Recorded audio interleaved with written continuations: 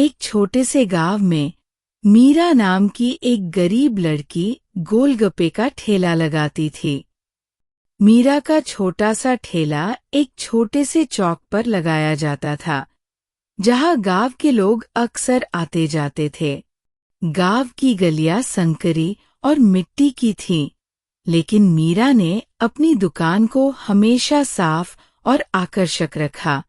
उसकी गोलगप्पे हर किसी की जुबान पर होते थे।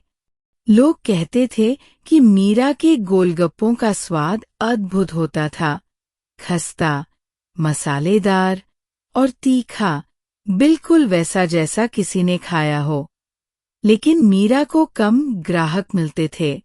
गांव में ज्यादातर लोग गरीब थे और उनके पास खर्च करने के लिए ज्यादा पैसे नहीं थे।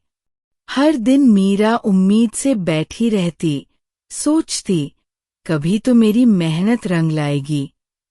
वह जानती थी कि उसके पास जो भी कुछ है वह उसकी मेहनत और ईमानदारी है, लेकिन उसे निराशा भी होती, क्योंकि कभी-कभी उसका ठेला खाली ही रहता और वह सोचती कि क्यों लोग ज्यादा कुछ नहीं खरीदते।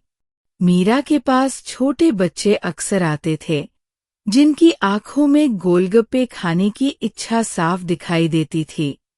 लेकिन जैसे ही वे अपनी जेबें टटोलते, उनके पास पैसे नहीं होते थे। वे मायूस होकर पलटते और खाली हाथ लौट जाते।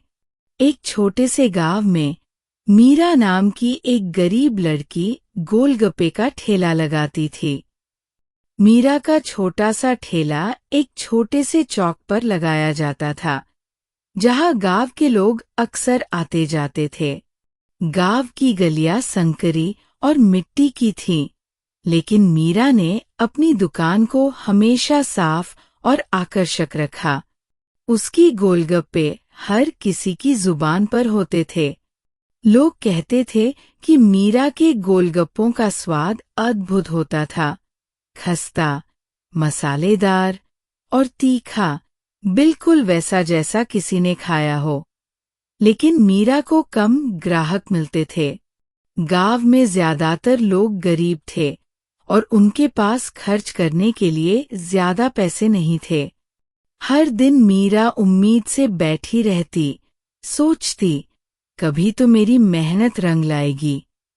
वह जानती थी कि उसके पास जो भी कुछ है वह उसकी मेहनत और ईमानदारी है, लेकिन उसे निराशा भी होती, क्योंकि कभी-कभी उसका ठेला खाली ही रहता और वह सोचती कि क्यों लोग ज्यादा कुछ नहीं खरीदते।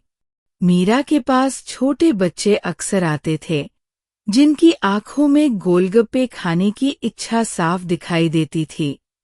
लेकिन जैसे ही वे अपनी जेबें टटोलते, उनके पास पैसे नहीं होते थे। वे मायूस होकर पलटते और खाली हाथ लौट जाते।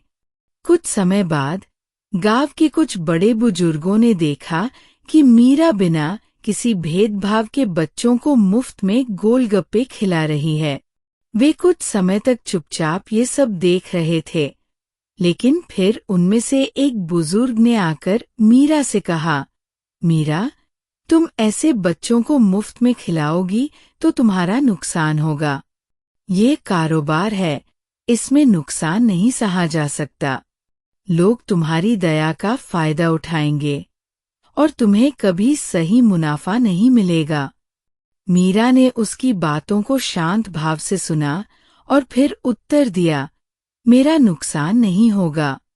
उनका पेट भरना, उनका हंसी खुशी देखना, यही मेरा असली फायदा है। गांव वाले उसकी बात सुनकर हैरान रह गए।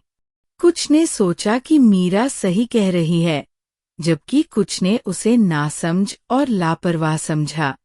गुस्साए हुए गांव वाले अपना ठेला छोड़कर लौटने लगे, लेकिन मीरा ने अपनी बात पर पूरा विश्वास रखा। वह जानती थी कि पैसे से ज्यादा कुछ और है जो उसे खुशी देता है, और वह अपनी मेहनत, ईमानदारी और प्यार से आगे बढ़ती रही। धीरे धीरे गांव में लोग समझने लगे कि मीरा की नजर सिर्फ पैसे पर नहीं, बल्कि इंसानियत और दयालुता पर भी थी। मीरा का ठेला अब खाली नहीं रहता था, क्योंकि लोग उसकी सच्चाई और नेक दिल को समझने लगे थे।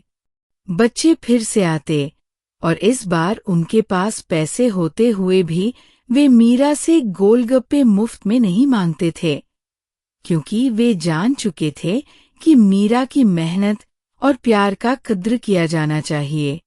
महीनों बाद गांव में मीरा के ठेले का नाम चर्चा का विषय बन गया।